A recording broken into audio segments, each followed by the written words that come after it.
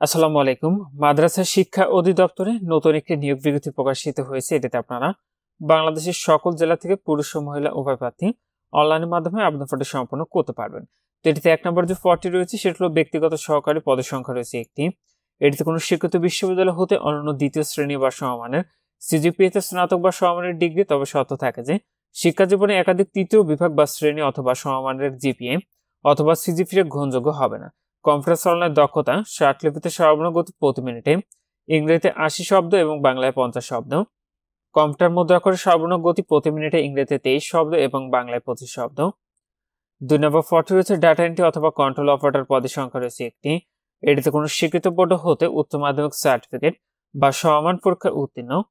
Computer মুদ্রাক্ষরে প্রতি মিনিটে বাংলায় ২০ শব্দ এবং ইংরেজিতে ২০ শব্দের গতি সহ সংশ্লিষ্ট স্ট্যান্ডার্ড অ্যাপ্রোচ টেস্টে উত্তীর্ণ হতে হবে। ৩ নম্বর পদটি রয়েছে অফিস সহকারী কাম কম্পিউটার মুদ্রাক্ষরিক পদের সংখ্যা রয়েছে ১৩টি। এটিতে কোনো শিক্ষিত বোর্ড হতে অনন্য দ্বিতীয় বিভাগ বা সমমানের জিপিএতে উচ্চ মাধ্যমিক সার্টিফিকেট বা সমান পরীক্ষায় উত্তীর্ণ, কম্পিউটার চালনার দক্ষতা, কম্পিউটার মুদ্রাক্ষর সর্বনিম্ন গতি প্রতি মিনিটে ইংরেজিতে ২০ শব্দ এবং বাংলায় ২০ শব্দ থাকতে হবে। ৪ নম্বর পদটি রয়েছে হিসাব সহকারী, যেটিতে পদের সংখ্যা রয়েছে ৮টি। এটিতে কোনো শিক্ষিত বোর্ড হতে ব্যবসায় শিক্ষা বিভাগে অনন্য দ্বিতীয় বিভাগ বা সমমানের জিপিএতে উচ্চ মাধ্যমিক সার্টিফিকেট বা সমমান পরীক্ষা উত্তীর্ণ এবং কম্পিউটার চালনার দক্ষতা থাকতে হবে। তো এটিতে আবেদনের ক্ষেত্রে আপনাদের বয়স নির্ধারণ করা হচ্ছে, সেটি হলো ৩১ ডিসেম্বর ২০২৪ খ্রিস্টাব্দ তারিখে।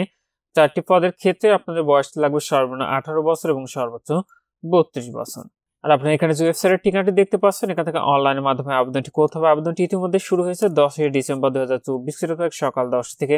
আবেদনটি শেষ হবে ৩১ ডিসেম্বর ২০২৪ খ্রিস্টাব্দের বিকাল ৫টায়।